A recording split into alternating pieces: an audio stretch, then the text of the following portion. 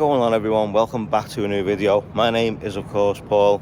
You join me here today with the Toyota Camry XSE. Really nice car to drive, doesn't set the world on fire, but that's not what you want it for. It's a 2.5 litre V6 with 205 horsepower. Retails for about $25,000 right now. In the UK, unfortunately, we do not get them anymore because Toyota discontinued them after just 2 months. So I don't even know how many of these are actually in the UK right now. They do another highly spec model, which is the TRD, which is $30,000 and has got 306 horse with a bigger spoiler and more styling cues than the XSE. XSE does look the part with its silver paint job and black roof and black lip spoiler, and of course the black and diamond cut alloys. It's got an amazing side profile, does look the part for a nice saloon car. Obviously it is more your Mondeo size car, but it does look the part. So let's take a quick peek around it before we head out and take a drive.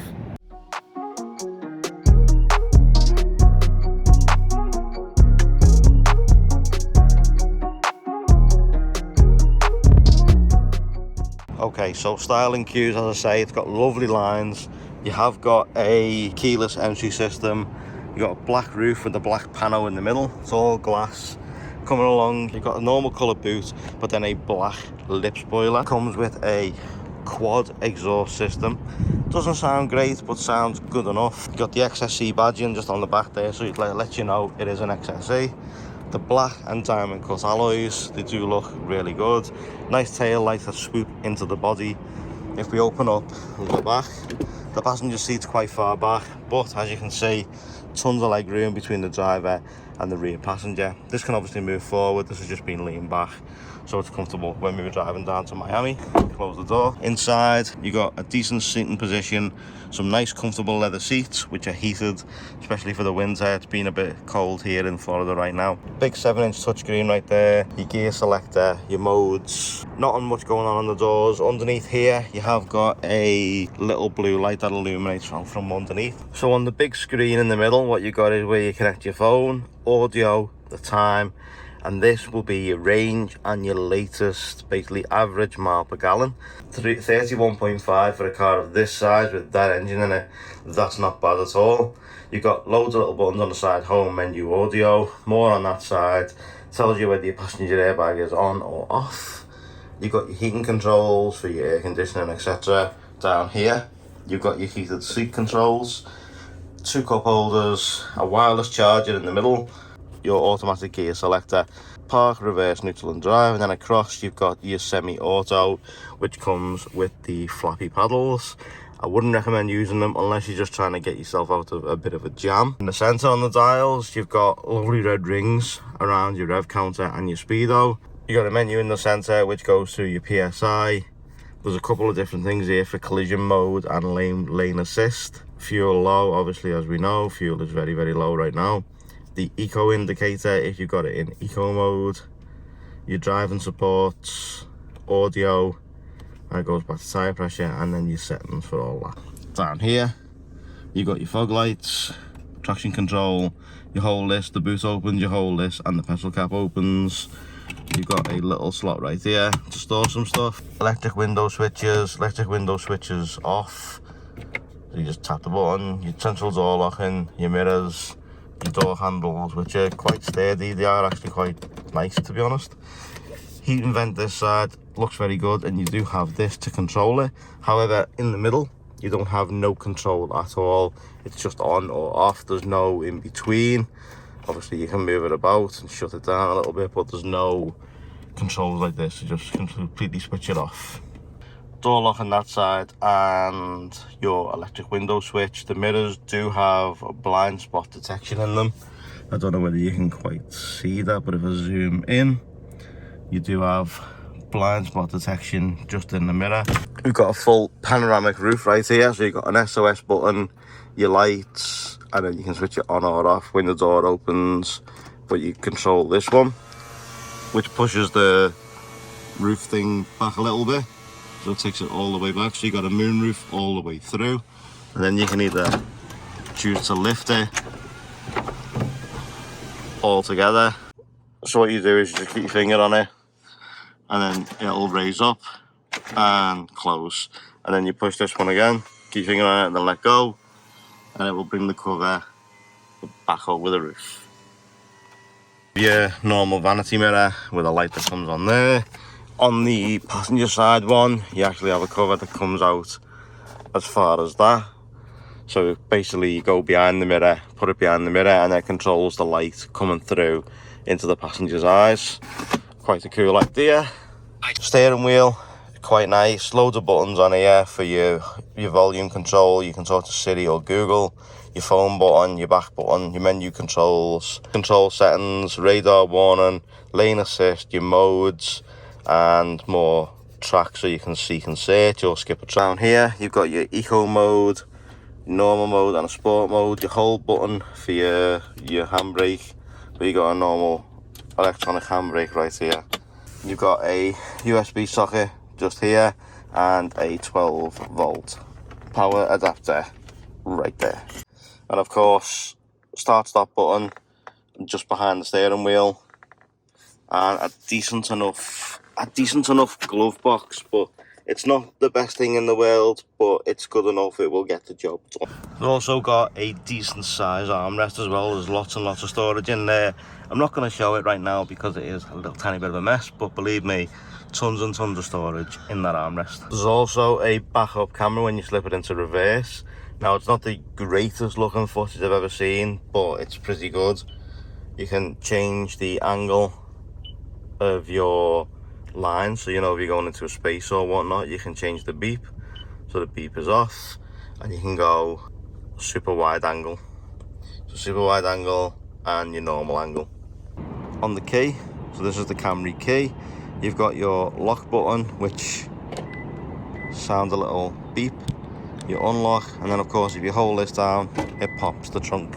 So popping the trunk, as you can see, there's tons and tons of space there. We managed to get 2 cases and a hand luggage bag in there perfectly fine. There was still a bit of room in there to go and do some shopping if you wanted to. Tons and tons of room. Them seats do fold down, but it only leaves you a small hatch just at the back to put stuff through in case you need more room.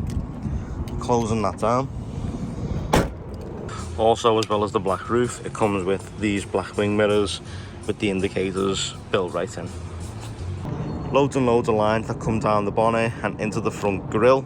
As you can see, it swoops round into the headlights and it creates like this stormtrooper effect. If you've got one of these in white and black, you've got yourself a stormtrooper. I wasn't going to do a video on the Camry, however, the more I was driving around, the more of them I was seeing on the road. And I was like, so it's got to be a popular car then, it must be a really popular car. So I've done some research on it, and turns out, yeah, I mean, over here it is a super popular car. Back in the UK, they made the new model for 2 months and then discontinued it and said they weren't making any more, they were done. I wouldn't get anything less than a 2.5 litre because this car, it's not going to set the world on fire. It's not the best power wise. It's only got 206 horse. But for a car this size, it's a nice, comfortable cruiser. At the end of the day, this isn't a car to throw your foot down and hope that you're gonna blip up a car at the lights.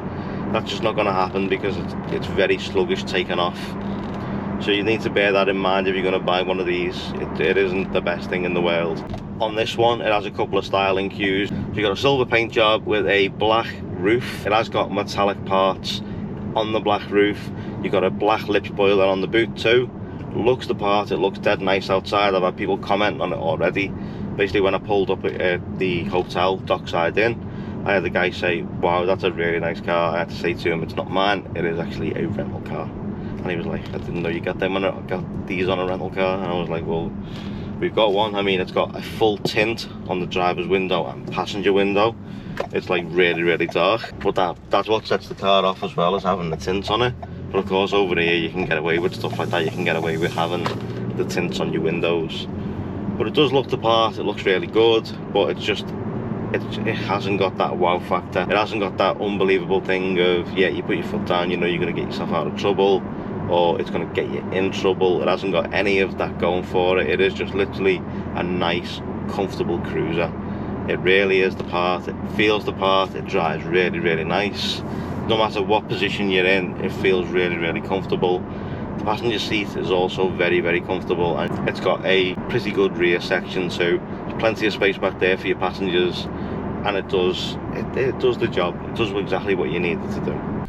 We took it to Miami, and it was absolutely flawless. Couldn't fault it at all.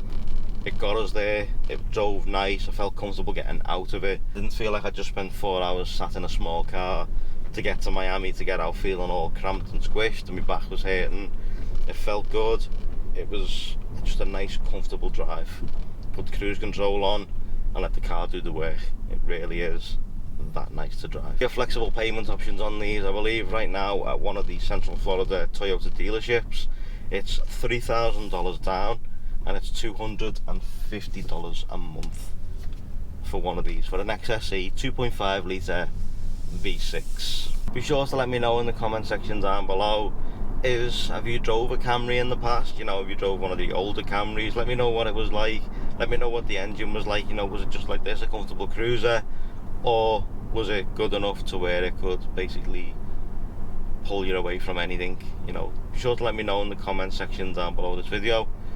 This has been a great car. It is a great car, there's no denying it. I mean, even if I'm saying, yeah, I mean, it's not quick enough, it doesn't really make any difference whether it's quick or not. At the end of the day, as long as it gets you to your destination in a nice, comfortable way, especially for the money, for $25,000, you can't really go wrong. When you consider some cars in a similar category, you're talking maybe upwards of $60,000 for something similar, the likes of a Mercedes or BMW. For what it is, I think it's pretty cool.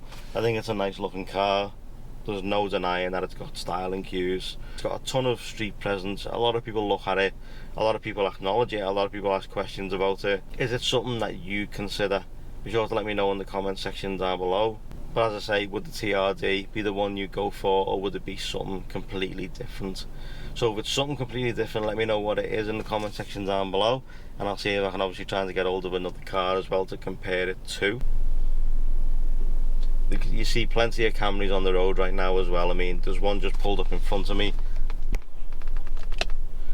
That's an SE, so you know it doesn't look too far off. So you know that's an SE.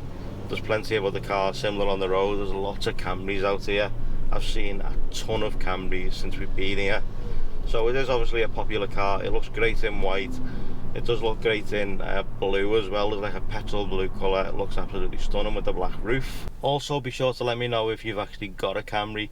Let me know your thoughts on what Camry you've got and what you think about it. You know, there's any bad points, any good points, anything that you think that I may have missed during the filming of this video. Be sure to let me know that in the comment section too. You know, I mean, you see a lot of them on the road, so I'm sure most of you guys that are watching have probably got one or considering buying one. You know, be sure to let me know your thoughts in the comment section. But there's plenty of great deals out there on these Camrys right now. When I've searched the internet, when I was doing my research, there's plenty of great offers even on the used section. I mean, yeah, it is a front wheel drive 2.5 litre V6, but you know, I mean, does that make it a bad thing? No, not really, because it is a very, very comfortable car. It's very, very capable. You've got auto headlights, auto wipers, and yeah, you've got a load of buttons on the mirror too for like your garage doors, etc. When you're coming home, you just push the button, the garage door will open as long as you program it. When you think about all the other cars in its category, the likes of the Dodge Charger, the Chevy Malibu, the Honda Civic, you know, there's plenty of other vehicles out there that you can choose from.